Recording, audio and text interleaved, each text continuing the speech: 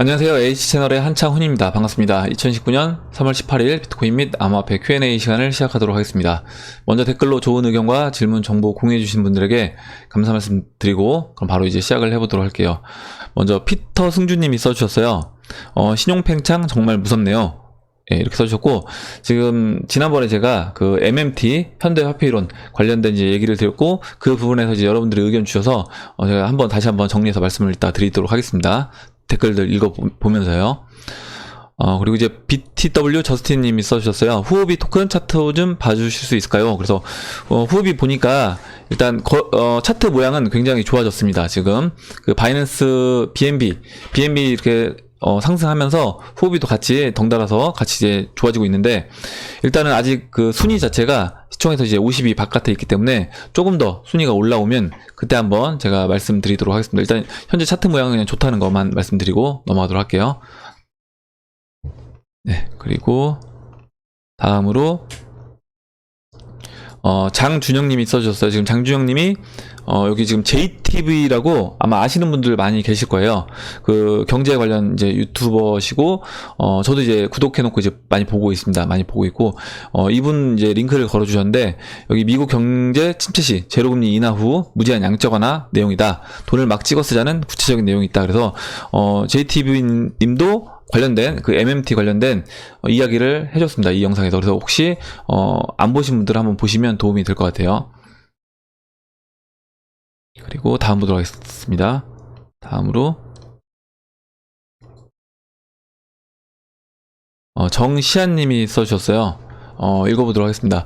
돈을 마구 찍자는 그들은 자기네들 주머니에 돈이 늘어나지 결코 서민들 수중에 들어오지 않습니다. 화폐 역사 로마가 왜 망했겠습니까? 이놈의 연준이나 경제 수장들이 경제를 이따위로 만들어 놓고 초양극화가 심해지고 서민들은 그 내막도 모르고 단지 돈 찍어준다는 이유만으로 좋아할까요? 조삼모사이고 결국 물가 상승, 화폐 가치 하락, 서민들 평생 금융노예 길들이기입니다. 돈 찍자는 놈들 싸잡아 감옥 보내야 해요. 중국도 돈 막 찍어내고 미쳐 보입니다. 예, 그렇게 하고 있죠 지금 현재. 통계 조작하고 국채 발행으로 미래 우리 아이들 왜 노예로 만드는지. 국채는 미래의 빚입니다. 얼마나 경기 회복이 불가역적이면 금리 인상도 올해까지만 하고 내년 못한다네요. 예, 리세션 오면 바로 빌미로 돈 찍기 준비 중이랍니다. 예, 그리고요. 트럼프도 대통령 되기 전에는 돈 찍기 반대였는데 되고 나니 미국 달러가 휴지 조각 운명이니 패권 유지하기 위해서 어쩔 수 없는 지경이라 그런 말도 안 되는 신화폐 이론이 나온 게 아닐까요? 예, 트럼프는 이제 아마 대통령 되기 전에 연설에서 그런 식으로 이제 얘기를 했었습니다. 그리고 이제 알레시오 동영상 보니 경기 침체가 오면 소비 여력이 줄어들어 비트코인이나 은을 팔아서 현금 확보한다는 것도 고려해봐야 한답니다. 우리들은 침체 오고 달러 가치가 하락하면 금이나 BTC 불장 온다고만 믿었는데 오히려 그 알레시오는 경기 불황이 안 와야지 비트가 불마켓으로 간다고 하네요. 예, 이렇게 써주셨고 이제 좀 다른 의견이 지금 나온 거잖아요. 그래서 한번 제가 이 영상을 봤습니다. 일단은 그 알레시오 동영상을 제가 보니까 이번에 이제 뭐였냐면 비트코인이 출현한 이후에 그러니까 비트코인 출현이 어떻게 보면 이제 2008년도 서브프라임 때 출현을 했잖아요. 그래서 그 출현 이후에 이제 온 겁니다. 출현 이후에 왔고 2008년도 서브프라임 이후에 10년 동안 미국 이제 다우지수 나사 지수는 굉장히 이제 호황을 걸었어요. 우리나라는 뭐 호황까지는 아니어도 일단은 그냥 반등한 그래서 제자리까지 올라온 수준까지 왔었습니다. 근데 이제 우리나라는 사실 미국이라든가 뭐 다른 미국 이제 다우라든가 나스닥에 비해서는 많이 올라가지 않았죠. 일본도 많이 올라갔고요. 그렇게 이제 본다라고 했을 때 지금 이 미국 주식시장은 올라갔고 비트코인이 나온 이후에 한 번도 제대로 된 경기 침체는 없었다라는 겁니다. 지금 이 알레시오 분 얘기하는 걸 들어보면. 그래서 그 상황이 됐을 때 우리가 당연히 비트코인이 이 주식시장이 안 좋아지면서 그 자금이 이쪽으로 들어온다라고만 볼 수 없고 다르게도 한번 생각해 볼 수 있지 않냐 이런 이제 얘기를 썼어요 여기서. 그래서 경기 침체가 와본 적이 없기 때문에 이번에 어떻게 될지 여러 가지 두 가지 시나리오를 얘기를 했었고 그 중에 한 가지가 아까 지금 얘기를 해주셨던 정시아님이 얘기해 주셨던 오히려 이제 은이라든가 현금 확보를 해야 되기 때문에 달러를 팔아서 죄송합니다. 달러를 파는 게 아니죠. 비트코인을 팔아서 오히려 그 경기 불황을 이제 극복하려고 하지 않을까 이렇게 얘기를 했는데 보시면 예, 일단은 이렇게 생각할 수도 있습니다. 예, 이렇게 생각할 수도 있고요. 이 부분에서 이제 그러니까 의견이 이제 갈라질 수 있고 어떻게 이제 중앙은행이 어떤 정책을 펴느냐에 따라서 저는 이제 달라질 거라고 보는데 만약에 이 침체 국면으로 왔을 때 경기가 침체 국면으로 온다는 거는 어떻게 보면 실제 돈이 이제 귀하게 된다는 거죠. 그러니까 주식시장도 빠지고 부동산도 빠지고 갖고 있는 우리가 들고 있는 자산들이 매일같이 하락을 한다라고 하면 사람들이 심리적으로 갖고 있는 돈을 이렇게 움켜쥐려고 하게 되는 거죠. 움켜쥐려고 하게 되고 쓰지 않게 되다 보니까 경기가 계속 침체 국면을 들어가는 겁니다. 그러면 당연히 저는 이제 여기서 그 침체 국면으로 들어간다라고 하면 그 알레시오 그분 얘기는 여기서 사람들이 그 위기를 극복하려고 하면 당연히 또 갖고 있는 그러니까 주식 시장이 빠지는 걸 대비해서 주식을 또 팔고 하는 것처럼 부동산도요 계속 침체 국면을 걷는 것처럼 갖고 있는 금은 그리고 갖고 있는 비트코인도 매도를 해서 이것도 현금화 하려고 하지 않겠느냐라고 얘기를 했는데 저는 그 부분에서는 약간 다르게 봅니다. 제가 보는 시각은 분명히 그 경기 침체 국면을 계속 침체로 내버려 두진 않을 거라는 거죠. 침체 국면을 극복하기 위해서 그 중앙은행 그리고 페드가 어떤 정책을 계속 내놓을 겁니다. 미국 정부도 마찬가지고요. 정책을 내놓을 거고 그 정책은 뭐냐면 시중에 이제까지 풀려왔던 그 유동성보다 사실 더 많은 유동성을 풀어줘야지만이 그 위기 상황을 극복할 수 있는 겁니다. 그러면 그 위기 상황을 극복하기 위해서 유동성을 풀 건데 유동성을 뭘로 풀 거냐는 거죠. 당연히 이제 기존에 있는 달러를 풀 거라는 겁니다. 달러를 풀 것이고 저는 이제 그거에 맞춰서 지금 이 MMT 이론이 나오고 있는 거다라고 보고 있는 거예요. 지금 정시아님이 써주셨던 것처럼 돈을 마구 찍자.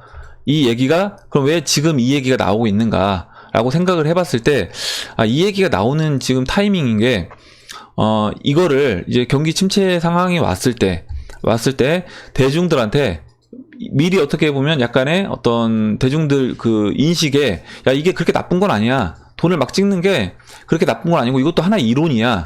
이런 식의 어떤 잠재적 의식에 이런 거를 집어넣는 작업을 지금 언론을 통해서 하는 게 아닌가 이런 생각을 했습니다. 그래서 그렇게 해서 대중들이 느끼기에 돈 찍어내도 뭐 이게 이론이고 이렇게 해서 또 잘 될 수도 있는 거니까 한번 어떻게 정부가 우리 이제 굶어 죽게 하진 않고 잘 되게 해보려고 하는 거니까 뭐 이렇게 한번 해보자. 그리고 이제 그거에 대해서 어떤 경각심이라든가 의심을 하지 않고 그냥 받아들인다는 거죠, 대중들이. 그렇게 만들려고 지금 저는 이제 이걸 어떻게 보면 베이스를 깔고 있는 게 아닌가 이런 생각을 했습니다. 지금 MMT 관련돼서 검색을 해보시면 이렇게 기사들이 많이 나와요. 최근에 이제 기사들이 많이 나오고 또 우리나라 이제 보면 한겨레인가요? 예. 이 신문에도 나옵니다. 한겨레에서 세계창 그린 뉴딜과 현대 화폐 이론에서 이제 딘 베이커 미국 경제정책 연구센터 공동소장이 이렇게 얘기를 했습니다. 그린 뉴딜과 현대 화폐 이론이라고 해서 이게 지금 언제 기사냐면요. 3월 17일자 기사입니다.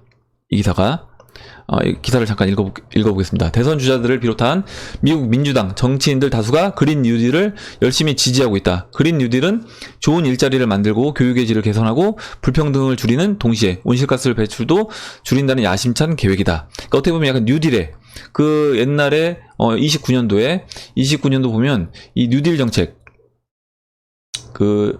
보시면 뉴딜 정책이 1933년도부터 36년도에 이때 있었던 정책입니다. 이때 이제 루즈벨트 대통령이 이 정책을 펴서 어떻게 보면 그 위기 상황을 극복을 했는데 제가 지난번에도 말씀드렸지만 이 뉴딜 정책에서 물론 일자리를 창출하고 그리고 여러 가지 어떤 건설업이라든가 토목이라든가 이런 거를 해서 실제 경기를 부양한 측면도 있겠지만 여기서 위기를 극복했던 그 29년도 침체 상황 극복했던 근본적인 어떤 결정적인 이유는 뭐냐면 이때 근본이제를 이제 폐지를 하면서 달러를 금에서 이제 분리하는 작업을 합니다. 그러면서 달러의 가치가 순식간에 40% 정도 절하가 돼요. 그렇게 되면서 어떻게 보면 그 풀린 달러로 인해서 경기가 저는 부양되고 다시 살아났다라고 보고 있는 겁니다. 이렇게 보고 있는데 그러면 지금 이제 얘기하는 그 그린 뉴딜 정책을 지금 민주당에서 이렇게 주장을 하고 있다라고 했잖아요. 이게 그 1929년도와 지금 2019년 이때와 어떻게 보면 좀 맞물려서 볼 수 있는 거고 예전에 1929년도에 경제 상황이 좋지 않은 상황을 극복하기 위해서 막 뉴딜 정책을 주장하고 그때 이제 어떻게 보면 근본인지를 폐지하면서 경기를 부양해서 다시 경기를 활성화시켰던 것처럼 지금 나오는 MMT 이론하고요. MMT 이론하고 그 다음에 이 그린 뉴딜 이게 이제 맞물려서 간다는 거죠. 무슨 얘기냐면 29년도에서는 그때는 그 근본이자를 없애면서 달러의 유동성을 집어넣어서 경기를 끌어올렸습니다. 근데 지금은 유동성을 부여하는데 이제 한계가 있다는 거죠. 금리도 낮고 거기 이제 양적 완화도 이미 이제 충분히 어느 정도 해놓은 상태이기 때문에 여기서 금리 인하하고 뭐 양적 완화를 해서 얼마큼 돈을 풀어야지 이 시장을 다시 끌어올릴 수 있을 것인가. 그리고 이제 그렇게 된다라고 했을 때 대중들한테 어떻게 보면 야 이게 그렇게 나쁜 게 아니다라는 어떤 그런 이미지를 이제 심어주기 위해서 저는 이 현대화폐이론과 그린 뉴딜을 같이 지금 계속 어떻게 보면 얘기를 하고 있는 게 아닐까. 그래서 대중들한테 그린 뉴딜, 현대화폐이론 이 두 가지를 계속 심어주면서 나중에 실제 그런 위기 상황이 왔을 때 야 우리 그린 뉴딜 할 건데 이 그린 뉴딜 정책을 펴려면 돈이 필요한데 우리가 이전에 했던 어떤 페드에 그냥 돈을 국채를 발행해서 빌리는 이거 말고 그냥 돈을 찍어내자 이 얘기를 지금 하고 있는 겁니다. 그래서 이를 성취하기 위한 정책들과 비용을 어떻게 조달할지에 관해 여러 말을 할 수 있다. 하지만 현대 화폐 이론을 비용 조달 방법으로 가져오면 안 된다. 현대 화폐 이론은 화폐를 찍어내는 정부는 세금 수입에 얽매이지 않는다고 본다. 좌파 일각에서는 그린 뉴딜을 위해 마음대로 돈을 찍어낼 수 있다고 주장한다. 정부가 노동자들에게 수십억 달러를 지급하거나 철강 공급업체에게 돈을 준다면 누가 거절하겠는가. 돈을 받으면 그저 좋아한다. 그게 전부다. 그런데 이런 식으로 하면 인플레이션으로 이어진다. 실업과 공장 가동 중단을 유발하는 과잉 설비가 심각할 때 돈을 더 찍어내면 이런 문제가 다소 해결된다. 이는 미국, 유로존, 일본이 금융위기로부터 회복되는 시기에 잘 입증됐다. 그리고 지금 이들은 인플레이션을 누르기 위한 금리 인상을 둘러싸고 고심한다.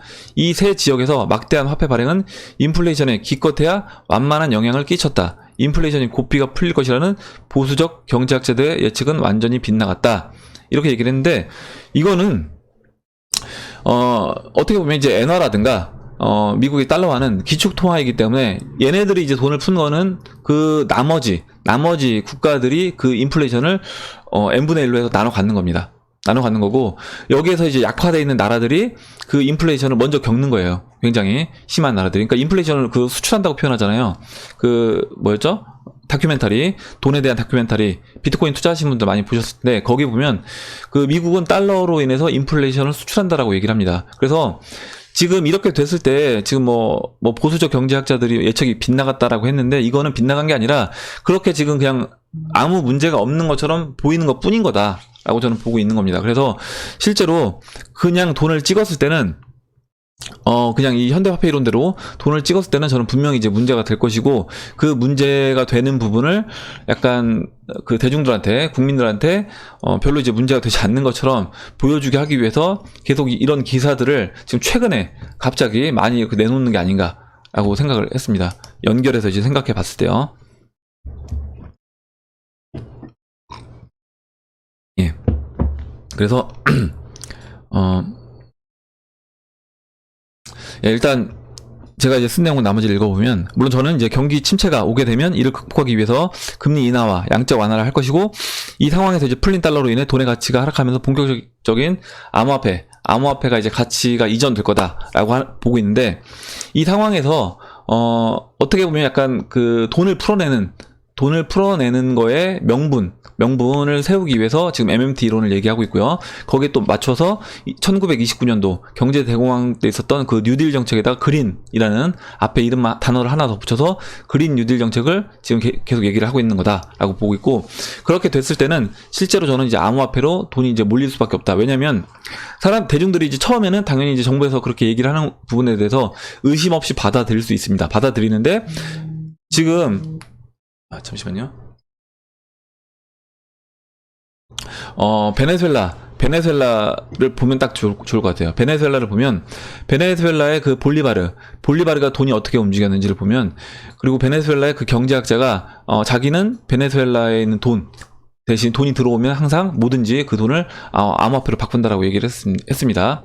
그러니까 뭐냐면 그거에 대해서 눈치를 챈 사람들은 암호화폐로 이제 이전을 하는 거예요. 근데 그러지 않고 그거에 이제 감각이 없고 이제 무디고 어떻게 보면 일반 대중들은 최대한 그 돈을 볼리바르를 최대한 쓸 때까지 쓰겠죠. 그러니까 우리나라도 저는 마찬가지일 거라고 봅니다. 우리나라도 나중에 이제 어떤 그런 위기 상황이 왔을 때 아마 대부분 국민들은 원화를 최대한 쓸 때까지 쓸 겁니다.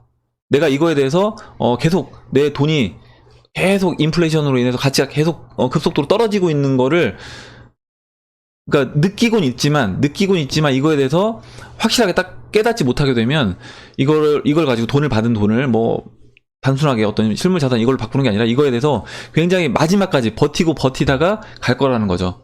근데 이거에 대해서 지금 여러분들 제 채널을 구독하고 계신 분들이라든가 아니면 암호화폐에 대해서 이미 이 시장에 이제 들어와 있는 분들은 어떻게 보면 미리 지금 준비를 해서 이런 그 과도기적 단계, 법정화폐가 사라지고 암호화폐로 넘어가는 그 과도기적 단계를 미리 지금 선점해서 저는 가고 있는 거다라고 보고 있습니다.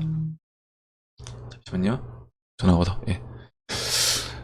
이렇게 설명드리고 넘어가도록 할게요. 그래서 일단 제가 말씀드리고 싶은 거는 지금 얘기하고 있는 미국 민주당에서 얘기하고 있는 그 그린 뉴딜 정책, 그리고 또 이제 MMT 이론도 뭐였죠? 스테파니 교수, 그리고 샌더스 의원이 지금 주장하고 있는 거기 때문에 그것도 이제 민주당입니다. 그래서 민주당에서 이제 주장하고 있는 그 내용들을 보면 결과적으로 이게 앞으로 우리가 나아갈 방향에 대해서 미리 지금 얘네가 베이스를 깔고 있다라고 좀 이해를 하시면 될 것 같아요. 그리고 다음 보도록 하겠습니다. 지금 정시아님까지 했고요. 그 다음에 이제 브라운님 써주셨는데요. 리플, 스텔라, 비트코인 등 채널 상단에 매도하는 기본적 매매 계획은 가지고 있으나 갑자기 든 궁금한 점이 있습니다. 앞으로 무한 발행이 가능한 피아트 머니가 금융위기를 타개하고자 너무 발행량이 많아짐에 따라 그 MMT 이론인 거죠. 장기적으로 제로에 수렴하고 달러의 가치 이전을 대표적 암호화폐 리플로 간다는 의견에 매우 공감하고 저도 같은 투자 기조를 가지고 있습니다. 2020년, 2022년 사이에 다시 한번 세계적 금융위기로 인한 이런 기조가 빛을 발할 것으로 보나 가치 이전이 리플과 같은 암호화폐로 넘어온다면 굳이 달러 혹은 원화로 리플을 전환할 필요가 있을까요? 제가 이제 어제 영상에서 질문이 있었던 분이 브라운님이 질문해 주셨던 거예요. 더욱더 장기로 본다면 오히려 비트코인 리플을 그냥 가지고 있는 것이 암호화폐가 기존 피아트 머니의 가치 이전 대상이라고 하면 더 나은 선택이 아닐까요? 현재 저는 2021년 말경까지 항상 비트코인 반감기, 익년도 최고점에 도달한다는 예상으로 비트코인 채널 상단부에 도달할 경우 매도 계획을 가지고 있긴 합니다. 라고 써주셨습니다. 그러면 이 부분에서 이제 우리가 고민을 해봐야 될 부분이 있습니다. 뭐냐면 이렇게 경기 침체가 오고 그 1929년도와 같은 그런 경제 대공황이 다시 와서 이 대공황 상태를 극복하기 위해서 아까 얘기했던 MMT 이론을 뭐 내놓으면서 실제 막 돈을 찍어내고 그 돈을 찍어내면서 경기를 이제 극복하려고 했을 때 그렇다라고 하면 어차피 피아트 머니가 다 0으로 갈 건데 우리가 우리가 갖고 있는 이 암호화폐를 바꿀 필요가 있을 것인가 라는 부분입니다. 이렇게 한번 생각을 해봐야 될 것 같고 그렇게 했을 때 이제 어떻게 그럼 우리가 전략을 짜서 내 포트폴리오를 어떻게 끌고 나가는 게 합리적일 것인가 이 부분을 한번 여러분들 고민을 해보시면 될 것 같아요. 그러면 저는 이제 뭐라고 말씀을 드릴 거냐면 일단은 비트코인이 그 브라운님이 얘기하셨던 것처럼 채널 상단부에 도달을 한다라고 했을 때는 일정 부분은 비트코인은 덜어내는 게 맞다라고 보고 있습니다. 물론 이제 다 덜어내는 건 아니고요. 왜 그러냐면 그 베네수엘라 볼리바르 화폐 그 차트를 보면 베네수엘라 볼리바르가 어느 순간에 그 차트 상승 그 채널을 돌파해버리고 날아가 버립니다. 저는 이제 그런 상황도 올 수 있다는 거예요, 분명히. 그럼 그 부분도 염두를 둬야 되겠죠. 근데 그 기준을 뭘로 잡을 것인가?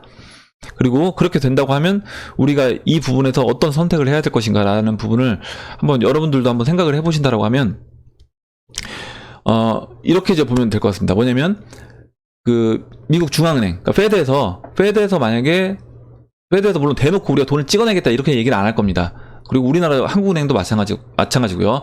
여러 가지 이제 뭐 그린 뉴딜 정책을 펴는데 돈이 필요하니까 이 돈을 재원을 마련하기 위해서 지금 세수로는 부족하기 때문에 그걸 국채 발행으로도 안 되고요. 그렇게 하다 보니까 이거를 그린 뉴딜 정책을 하기 위한 명분을 내세워서 이걸로 인해서 돈을 좀 발행해서 하자. 뭐 이런 식으로 이제 포장을 해서 할 겁니다. 그렇게 됐을 때는 저는 이제 눈치가 빠른 사람들은 아마 알 거예요. 뭐냐면 야 이거 돈을 그냥 찍어내는 거랑 똑같구나. 말만 이렇게 갖다 붙였지 돈을 찍어내는구나. 이렇게 이제 파악을 할 겁니다. 파악을 할 거고 그렇게 되게 되면 지금 보시면 이게 지금 베네수엘라의 화폐인데, 베네수엘라의 지금 볼리바르인데, 이게 뭐 지금 로그를 적용을 해도 너무 올라가서 지금 표현이 안 돼요. 원래 예전에는 차트를 제가 그리면 이때 이제 2000년도부터 해서는 채널을 만들고 상승을 했습니다. 채널을 만들고 상승을 했는데, 그 이후에 지금 뭐 이 채널을 돌파해서 올라간 이후에 그냥 이렇게 그냥 완전 뭐 이건 말로 표현할 수 없을 정도로 이제 슈팅이 나오고 있습니다. 로그가 적용이 됐음에도 이 정도기 때문에 사실 로그 적용 안 되면 더 올라간 것처럼 이제 보일 거예요. 그렇다라고 하면 이렇게 될 수도 있다는 거죠. 이런 식으로 비트코인이 원화 대비해서, 그러니까 원화나 달러 대비해서 이런 식으로, 그러니까 지금 달러가 볼리바르 대비해서 이렇게 슈팅이 나오는 것처럼, 그러니까 이거는 지금 제가 말씀드리지만 달러 가치가 이렇게 올라가는 게 아니라 볼리바르 가치가 0으로 급격하게 가기 때문에 달러 가치가 올라가는 것처럼 보이는 겁니다. 이렇게 차트를 봤을 때. 그러면 마찬가지로 비트코인 차트에서 비트코인 차트가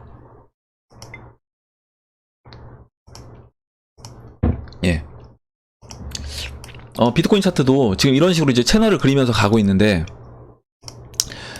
뭐 이런 식으로 채널을 그리면서 이제 가고 있다라고 그냥 간단하게 하겠습니다.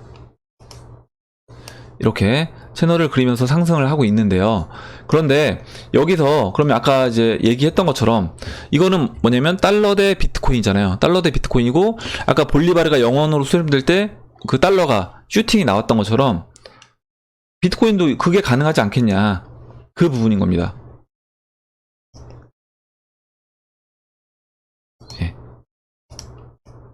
보시면 지금 이렇게 내려서 보면 비트코인도 마찬가지로 이렇게 아까 그 달러 대 볼리바르 차트가 이 채널 안에서 이렇게 움직이다가 여기서 그냥 슈팅 나와서 이렇게 그냥 돌파해버리는 겁니다. 이것도 염두를 해둬야 되는 거죠. 이 부분도.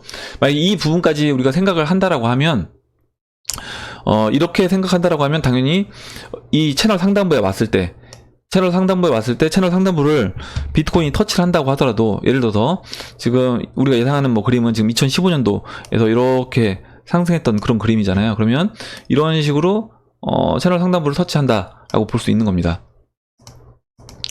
그러면 이런 식으로 이제 채널 상단부를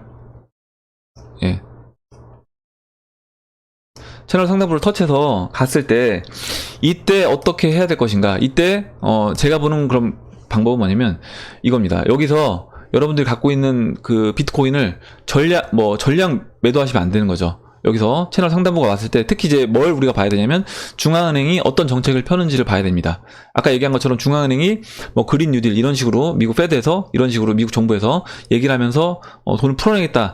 그리고 한국은행도 우리가 이제 뭐 복지라든가 여러 가지 산업 아니면 뭐 경기를 끌어올리기 위해서 부양시키기 위해서 돈을 풀겠다라고 한다라고 하면, 그때는 어떻게 보면 갖고 있는 이 암호화폐를 달러라든가 원화로 바꾸는 것보다는 이때 이제 주식시장은 분명히 이제 침체 국면에 있을 거잖아요. 극복하기 위해서 지금 돈을 푼다라고 했기 때문에. 그럼 그 침체 국면에 있는 주식이라든가, 저는 이제 금, 은이 아직 오르지 않았다라고 하면 금이라든가 은으로 돈을 바꿔놓는 게 맞다라고 보고 있습니다.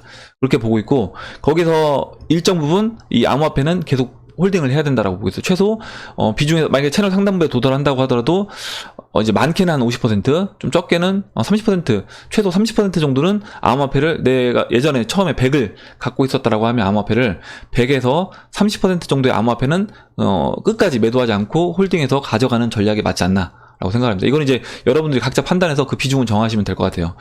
저 같은 경우는 그 정도는 이제 홀딩을 해서 가져가야 될 거라고 보고 있고, 나머지는 만약에 정리한 물량은 달러라든가 원화로 갖고 있는 게 아니라 그 물량은 주식이라든가 아니면 금은으로 교체를 해서 갖고 있고, 아니면 이제 부동산이라든가요.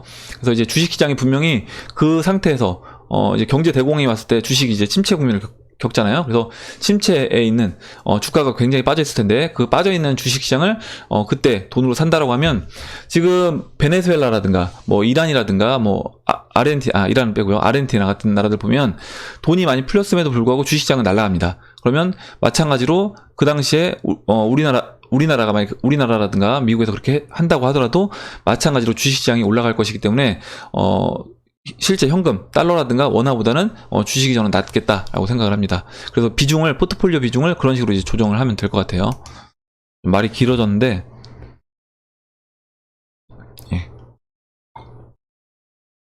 그래서 일단 자산에서 비트코인이 어느 정도 채널 상단부에 있다는 얘기는 고평가 영역이기 때문에 일정 부분은 정리를 해야 된다. 적어도 절반 이상은 정리를 해야 되는 거고요. 그러니까 반에서 많게는 70%까지 정리를 하는데, 그때 이제 정부의 정책을 먼저 보자. 한국은행이라든가 아니면 페드라든가 아니면 우리나라 정부에서 어떤 정책을 펴는지를 보고 그때 추가적으로 저는 선택을 해야 된다라고 보고 있습니다. 예, 이렇게 설명드리고 다음 보도록 하겠습니다. 예, 이상실현님이 MMT를 정말 환영한다 라고 얘기를 해주셨고, 저도 이제 MMT가 안 좋은 방향으로 갈 수도 있지 않겠냐라는데, 그렇게는 보지 않습니다. 암호화폐 시장에는 저는 좋을 거라고 이제 보고 있습니다. 그리고 다음으로 잠깐만요. 예, 다음으로 이제 치치님이 써주셨어요.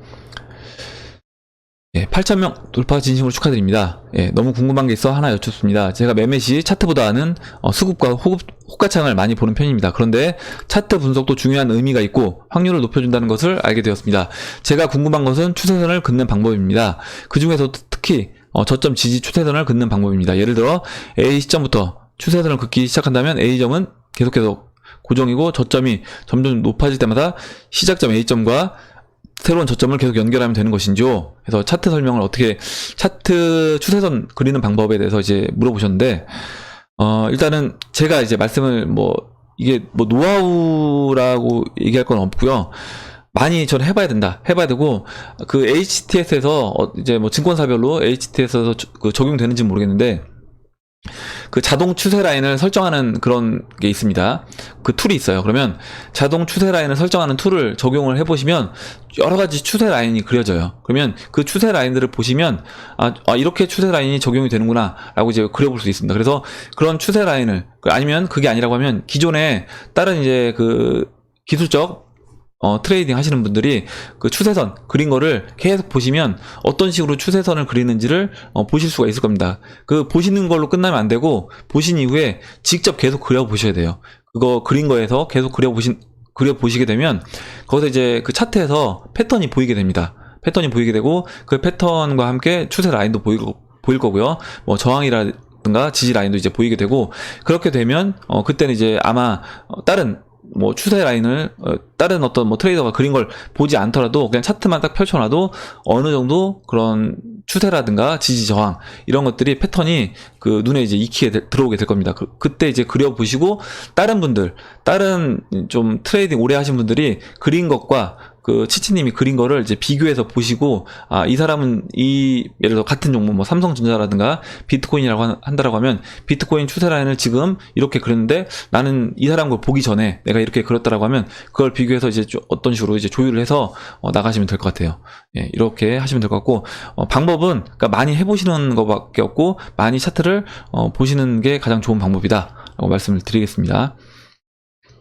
예, 그리고 다음으로 이제 마법 천사님이 써주셨어요.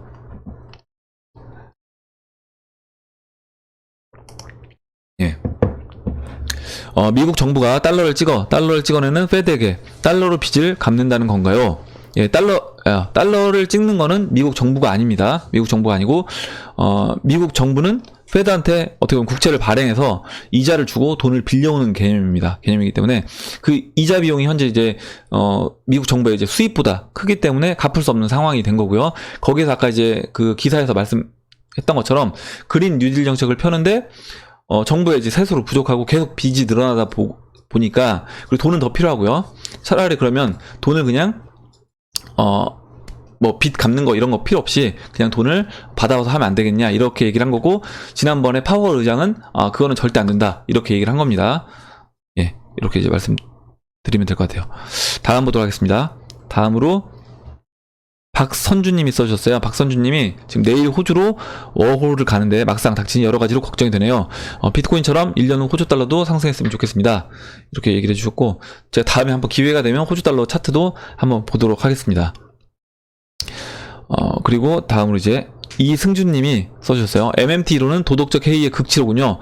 달러를 무제한으로 발행하면 달러를 기축통화로 사용하는 다른 모든 국가들이 그 고통을 분담해야 된다는 건데, 오히려 아까 이제 말씀드렸던 그 인플레이션 수출인 겁니다. 오히려 미국이 영향력이 크게 악화되는 약화되는 결과가 올 수도 있다고 봅니다. 예, 근데 미국의 영향력이 약화되기 전에 아마 다른 나라들, 뭐 중국이라든가 뭐 우리나라도 마찬가지고요. 다른 나라들이 훨씬 더 미국보다 훨씬 더 큰 데미지를 입을 거다라고 보고 있습니다. 훨씬 더 큰 피해를 볼 것이고 그렇게 된다라고 하면 지금 저는 이게 이제 이미 벌어지고 있는 거라고 이제 보면 될 것 같거든요. 지금 미국의 이제 인플레이션이 계속 수출이 되고 있기 때문에 여기에서 베네수엘라라든가 뭐 아르헨티나라든가 이란이라든가 터키 이런 나라들이 이미 지금 피해를 지금 보고 있다라고 이제 보시면 될 것 같습니다. 그리고 다음으로 송기봉님이 써주셨어요.